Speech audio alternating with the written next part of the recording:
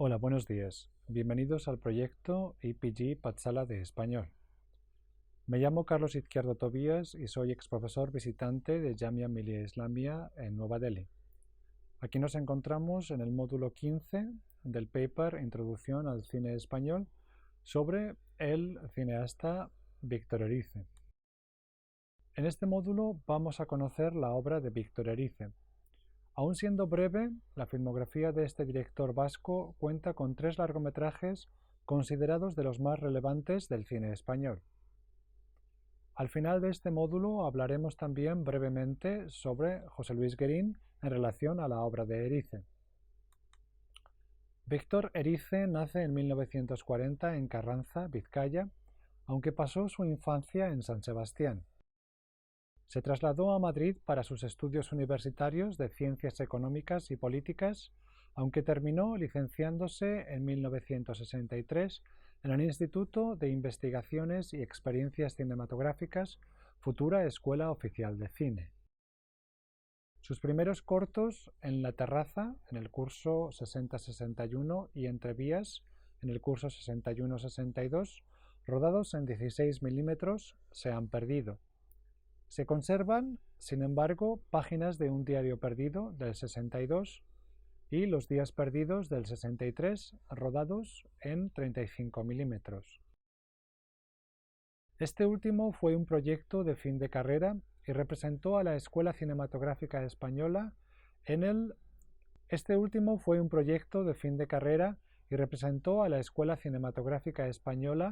11º Festival Cinematográfico de San Sebastián, durante los encuentros internacionales de escuelas de cine.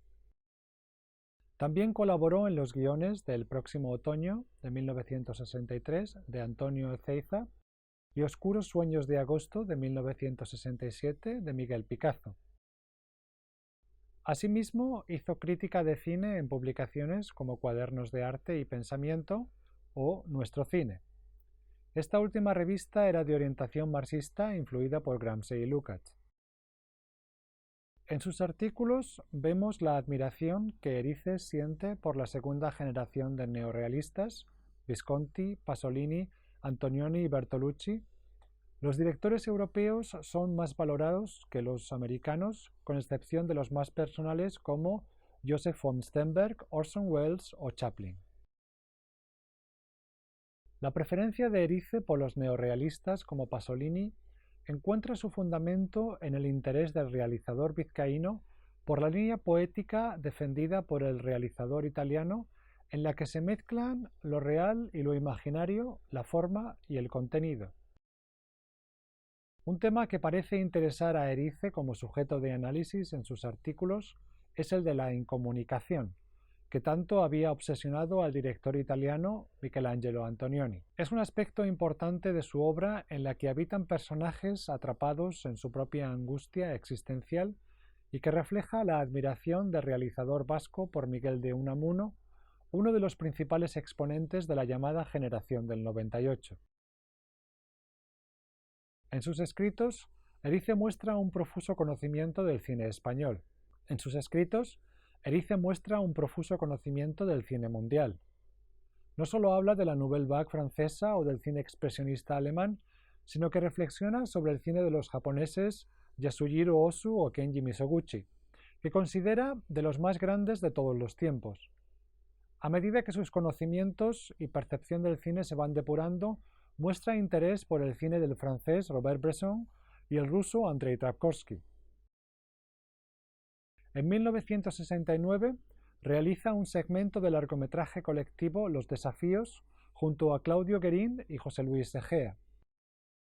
El filme obtuvo la Concha de Plata del Festival de San Sebastián y ganó los premios al mejor actor y mejor guión del Círculo de Escritores Cinematográficos. Víctor Erice ha realizado solamente 3 largometrajes en solitario: El espíritu de la colmena, de 1973, El sur, de 1983, y El sol del membrillo, 1992, las 3 consideradas obras maestras por diferentes razones. La primera recibió la Concha de Oro en 1973 en el Festival Internacional de Cine de San Sebastián y el Hugo de Plata del Festival de Cine de Chicago. El Sur obtuvo el galardón a la mejor película del Festival de Cannes en el 82. El último título, El Sol del Membrillo, recibió el premio especial del jurado del mismo festival en 1992. Por otro lado, merece la pena hablar de los filmes que Víctor Erice nunca pudo llegar a realizar. Entre ellos destacan El espejo de Velázquez, que investiga los límites de la representación. Por otro lado, merece la pena hablar de los filmes que Víctor Erice nunca pudo realizar. Entre ellos destacan El espejo de Velázquez, que investiga los límites de la representación pictórica y cinematográfica, una reflexión que luego podríamos apreciar en El Sol del Membrillo, que trata sobre las tribulaciones del pintor Antonio López durante la realización de uno de sus cuadros. Otro proyecto frustrado fue la adaptación de la novela El embrujo de Shanghái, de Juan Marsé, que Erice quería titular La promesa de Shanghái. Otro proyecto frustrado fue la adaptación de la novela El embrujo de Shanghái, de Juan Marsé, que Erice quería titular La promesa de Shanghái, que sitúa en los confusos años de la posguerra en Barcelona. Otro proyecto frustrado fue la adaptación de la novela El embrujo de Shanghái, de Juan Marsé, que Erice quería titular La promesa de Shanghái, que situada en los confusos años de la posguerra en Barcelona, también explora la fascinación por el cine. El realizador vizcaíno dedicó 3 años y hasta 10 versiones a este guión. El realizador vizcaíno dedicó 3 años y realizó hasta 10 versiones del guión. El proyecto se suspendió por problemas de financiación y fue realizado más tarde por Fernando Trueba en el 2002. En 1973 se estrena El espíritu de la colmena, cuyo guión escribió Erice junto al crítico y guionista Ángel Fernández Santos. Resulta curioso imaginar cómo una película que inicialmente fue concebida como una película de terror de encargo terminó siendo una profunda mirada a la realidad de la posguerra a través de los ojos de una niña fascinada con el mito cinematográfico de Frankenstein. La película comienza con la atracción de un cine ambulante que está proyectando la película norteamericana Frankenstein de 1931 de James Whale en un desvencijado edificio en Hoyuelos, un pueblo de la meseta castellana. Basada en líneas muy generales en la obra de Mary Shelley, la película de Whale cuenta cómo Harry Frankenstein crea un cuerpo humano con partes de diferentes cadáveres y le da vida. El resultado es un ser cuyo abominable aspecto le impide acceder a un mundo que no comprende. La imagen del monstruo de Frankenstein, interpretado por Boris Karloff, se ha convertido en un icono del cine. De vuelta al espíritu de la colmena, entre los espectadores de la proyección se encuentra Ana, interpretada por Ana Torrent, de 6 años, y su hermana Isabel, interpretada por Isabel Tellería, que quedan fascinadas con el filme de Whale, especialmente con la escena en la que el monstruo ingenuamente arroja a una niña a un lago y ésta termina ahogándose. Las dos niñas viven con sus padres, Teresa Gimpera, y Fernando Fernán Gómez, en un caserón en la desolada meseta castellana. Son los primeros años de la posguerra española. Sus padres son seres que viven aislados en su propio mundo. Él, enfrascado en su trabajo de apicultor, sobre el que también escribe, y ella escribiendo cartas a un amante distante. Ana comienza a fantasear sobre el monstruo, al que define como un espíritu. En el desolado paisaje que las rodea, las niñas visitan una casa abandonada que Isabel declara es la casa del monstruo. El lugar se convierte en un santuario mágico para Ana, que lo visita con frecuencia. Un día encuentra allí escondido a un soldado republicano fugitivo al que ayuda dándole de comer. También le trae el abrigo y el reloj de su padre. La policía franquista encuentra al soldado y le dispara. Cuando Ana regresa a la casa abandonada, solo encuentra sangre fresca en el suelo. Ana huye y pasa la noche a la intemperie. Mientras tanto, su madre quema una carta sin enviar con el nombre de un hombre y una dirección en Francia. Ana encuentra una seta venenosa de la que su padre dijo previamente mataría a cualquier persona que la comiera. No sabemos si Ana la digiere, pero la niña tiene una visión del monstruo que se asemeja a la escena de la niña y el lago en la película de Whale. El monstruo se arrodilla y le toca el hombro. A la mañana siguiente, un equipo de búsqueda encuentra a Ana ilesa. La niña ni habla ni come. El médico asegura a su madre que se olvidará poco a poco de la conmoción que acaba de experimentar. Al final, Ana mira por la ventana de su dormitorio y cierra los ojos. La escena de la proyección fílmica que inicia la película remite al cine como gesto inaugural de la narración. De aquí podemos deducir la manera en la que Erice entiende el cine como un instrumento de transmisión de ideas y de imágenes a través de las cuales nos acercamos a la realidad. La presencia de las niñas también alude a una manera de contemplar la realidad que no tiene mucho que ver con perspectivas históricas. Las impresiones de Ana se convierten en imágenes a través del cine, o mejor dicho, la imaginación es la puerta hacia la percepción de la realidad circundante. De aquí que el mito adquiera una fuerza tan apabullante, transformando el tiempo histórico. Los padres de Ana también viven en una temporalidad que parece privada de historicidad. Son seres encerrados en sí mismos que viven intensamente sus propias obsesiones en soledad y que apenas se relacionan con el mundo exterior. Erice reflexiona en una entrevista con Miguel Rubio y otros sobre estos personajes a los que asemeja. Erice reflexiona en una entrevista con Miguel Rubio sobre estos personajes a los que compara con algunos de los adultos que conoció en su niñez. Erice reflexiona en una entrevista con Miguel Rubio sobre estos personajes a los que compara con los adultos que conoció en su niñez durante la posguerra. Dice Erice: a veces pienso que para quienes en su infancia han vivido a fondo ese vacío que, en tantos aspectos básicos, heredamos los que nacimos inmediatamente después de una guerra civil como la nuestra, los mayores eran con frecuencia eso, un vacío, una ausencia.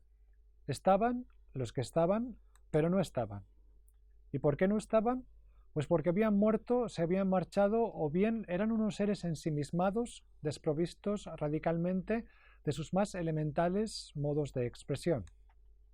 Me estoy refiriendo, claro está, a los vencidos, pero no solo a los que lo fueron oficialmente, sino a toda la clase de vencidos, incluidos aquellos que, independientemente del bando en que militaron, vivieron el conflicto en todas sus consecuencias, sin tener una auténtica conciencia de las razones de sus actos, simplemente por una cuestión de supervivencia. Exiliados interiormente de sí mismos, la experiencia de estos últimos me parece también una experiencia de vencidos, llena de patetismo. Terminado lo que consideran como una pesadilla, muchos volvieron a sus casas, procrearon hijos, pero hubo en ellos para siempre algo profundamente mutilado, que es lo que revela su ausencia. Quizás esto explique un poco el tratamiento que hemos dado a las figuras del apicultor y su mujer, tratamiento en cuya base existe, a nivel de guión literario, una labor de decantación de todo el material acumulado. Termina aquí la cita de Víctor Erice. Destaca además en la película el brillante trabajo del director de fotografía Luis Cuadrado en su efectivo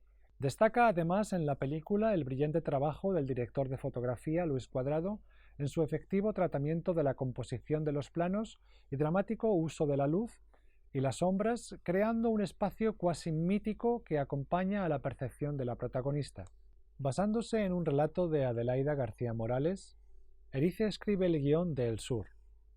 Muchos especialistas creen que el filme continúa algunos de los temas esenciales iniciados con El espíritu de la colmena, como el exilio interior de los personajes adultos, la fascinación con el cine como instrumento para acercarse a la realidad, la vida y la muerte, la ausencia de comunicación y el paraíso perdido de la infancia. En El Sur, el espectador se identifica con la voz en off de Estrella, que recuerda su niñez y adolescencia en La Gaviota, una casona en las afueras de una ciudad del norte de España. La película comienza con el suicidio de su padre Agustín, interpretado por Homero Antoniutti, y de ahí retrocedemos en el tiempo para ser testigos de la En El Sur, el espectador se identifica con la voz en off de Estrella, que recuerda su niñez y adolescencia en La Gaviota. En El Sur, el espectador se identifica con la voz en off de Estrella, que recuerda su niñez y adolescencia en La Gaviota. una casona en las afueras de una ciudad del norte de España. En el sur, el espectador se identifica con la voz en off de Estrella, que recuerda su niñez y adolescencia en La Gaviota, una casona en las afueras de una ciudad del norte de España. La película comienza con el suicidio de su padre Agustín, interpretado por Homero Antonucci, y de ahí retrocedemos en el tiempo para ser testigos de la particular relación que Estrella tenía con su padre. En La Gaviota, Estrella, interpretada por Sonsoles Aranguren y por Itziar Bollaín, en diferentes edades, vive su padre Agustín y su madre Julia, Lola Cardona. Sus padres pasan la mayor parte del tiempo solos, ensimismados en pensamientos que no comparten. Para Estrella, su padre es un ser fascinante, casi un mago, que es capaz de encontrar agua con un péndulo. Efectivamente, Agustín conoce las artes de los zahoríes, aunque también trabaja como médico. Un día, con ocasión de la primera comunión de Estrella, llegan a la casa la madre de Agustín y Milagros. Milagros está interpretada por Rafaela Aparicio, una mujer del sur que había cuidado a Agustín cuando éste era niño. Milagros le cuenta del pasado de Agustín, de cómo tras la guerra pasó de ser uno de los buenos a ser uno de los malos, clara alusión a las convicciones republicanas de Agustín. Milagros además advierte a Estrella de que su padre no acudirá a la ceremonia porque no tiene convicciones religiosas. Sin embargo, Agustín aparece en la iglesia. Después, padre e hija bailan un pasodoble tras la comida. Una noche, Estrella descubre a su padre en el cine viendo una película de Irene Ríos. Padre e hija se van distanciando con el tiempo y años después una Estrella adolescente come con su padre en el Gran Hotel, donde se celebró la primera comunión cuando ella era niña, y le pregunta por Irene Ríos. Este camufla la verdad. Suena entonces el mismo pasodoble que bailaron juntos en el pasado. Su relación ya no es la misma. Cuando Agustín se suicida, Estrella encuentra un recibo de una llamada telefónica de su padre al sur. Al final de la historia, Estrella decide viajar al sur. Erice revela una fascinación por el sur de España similar a la que el escritor Stevenson en Los mares del sur mostraba por los trópicos. Para ambos, el sur es un espacio lejano y exótico. Para Agustín, representa además el espacio de una vida pasada. Esta vida pasada está marcada por un aspecto político y otro sentimental. El primero se refiere a las convicciones republicanas por las que, acabada la guerra civil en la que vencieron los falangistas, perdió su estatus y tuvo que emigrar. Este es, por cierto, también el caso de su esposa Julia, que era maestra durante la República. El segundo aspecto de la vida pasada de Agustín corresponde a su relación con la actriz Irene Ríos. Desconocemos los motivos por los que dejaron de estar juntos, pero esta separación remite sin duda al exilio forzoso de Agustín. La vida en el sur, antes de la guerra, parece, en el espacio mitológico de Agustín, una utopía perdida. Como en El espíritu de la colmena, accedemos a este mundo a través de los ojos de una niña que describe su entorno como un espacio mágico, lleno de misterio, cercano al mito y la leyenda. Su mirada coincide con la concepción que Erice parece tener del cine como medio de acceso a la realidad histórica. Erice aún considera el filme como un proyecto inacabado. Las limitaciones de la producción, el productor Elías Querejeta consideró que ya se había rodado material suficiente, le impidieron extender el relato que va más allá de la decisión de Estrella de visitar el sur.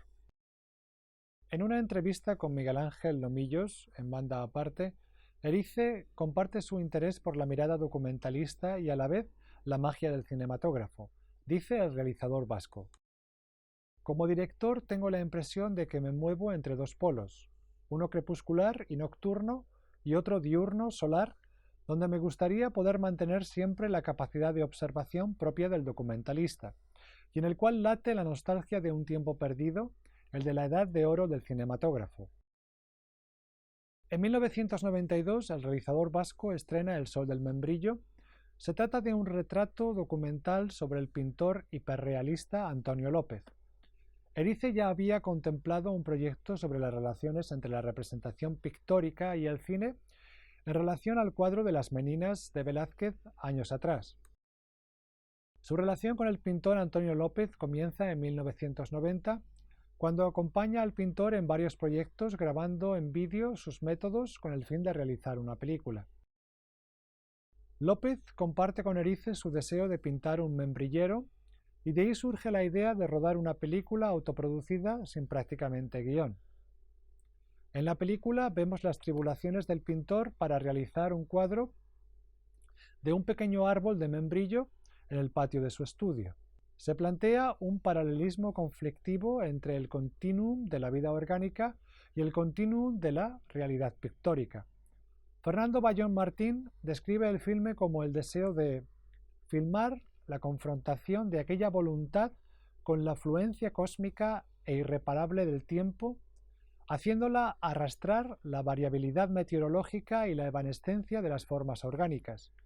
Víctor Erice ofrece su cámara a la metódica, casi misional, entrega de Antonio López a su trabajo, a su pulcra y religiosa mirada con destino a la exuberancia vegetal del árbol, al paciente duelo entablado con los eternos ciclos de la naturaleza, esfuerzos todos ellos que coadyuvan a su pulcra y religiosa mirada con destino a la exuberancia vegetal del árbol, al paciente duelo entablado con los eternos ciclos de la naturaleza, esfuerzos todos ellos que coadyuvan a su pulcra y religiosa mirada con destino a la exuberancia vegetal del árbol, al paciente duelo entablado con los eternos ciclos de la naturaleza, esfuerzos todos ellos que coadyuvan a la construcción de una poderosa metáfora de la creación artística, una metáfora viviente como la esculpida entre las paredes de la casa-taller del pintor de Tomelloso.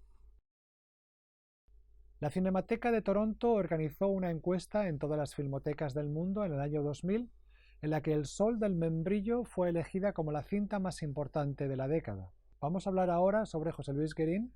Paulo Biota escribe que la gran aportación del cine de Víctor Erice al cine español es el empleo expreso de la metáfora. No se refiere el autor a la metáfora en relación al contenido que todos los realizadores del nuevo cine español tuvieron que aplicar para combatir la censura y poder denunciar los excesos y defectos de la dictadura franquista.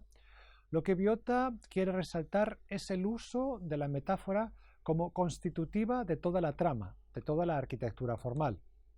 Y es que El espíritu de la colmena está organizada en torno al Tratado de Apicultura de Maeterlinck y la película Frankenstein de James Whale de 1931.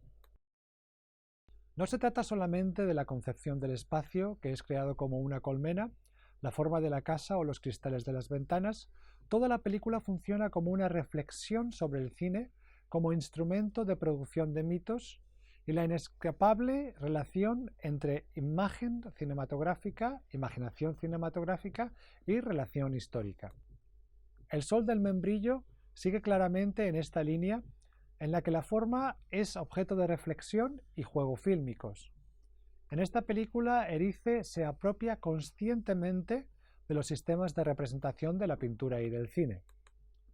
Habría que esperar hasta el cine de José Luis Guerín para encontrar un seguidor a esta tradición. En La minimalista, Los motivos de Berta, de 1983, Berta es una adolescente en un pueblo pequeño. Se dedica a jugar en el campo mientras todo pasa lentamente. La protagonista se imagina una historia que más tarde se hará realidad ante sus ojos cuando llega un equipo de cine a la localidad.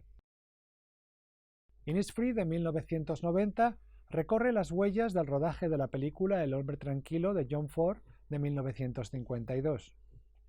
Algunas de las localizaciones se han convertido en atracciones turísticas. Guerín explora el imaginario de Ford que se materializa en este pueblo de Innisfree. En Tren de sombras de 1997 existe una reflexión de cómo la vida de la gente queda atrapada en el cine como el ejemplo del cine amateur. En Tren de sombras 1997 existe una reflexión de cómo la vida de la gente queda atrapada en el cine con el ejemplo del cine amateur en su salvaje relación con la actividad fílmica. En tal forma marginal del cine, Guerín encuentra una intensidad vital que no ve en los clásicos. En Construcción, 2001, La dualidad entre pasado y presente, vida y muerte, que ya aparece en las películas anteriores, surge en la narración de la agonía de un barrio popular. El hallazgo de unas tumbas romanas en el solar de un edificio de viviendas a construir claramente dramatiza la dualidad entre el pasado y el futuro y desde luego entre la vida y la muerte. La crítica política del filme no es convencional, como tampoco lo fueron las de El espíritu de la colmena o El Sur, en las que la imaginación cinematográfica arrojaba luz a la frustración de los personajes.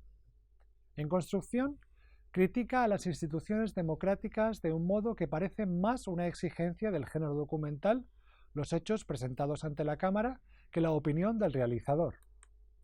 A medida que el barrio retratado en la película se comercializa y mucha gente pierde su trabajo y su hogar, el examen político se engendra como resultado de esa mirada documental del film.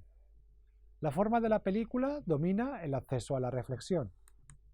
Y terminamos aquí el módulo sobre Víctor Erice. Muchas gracias.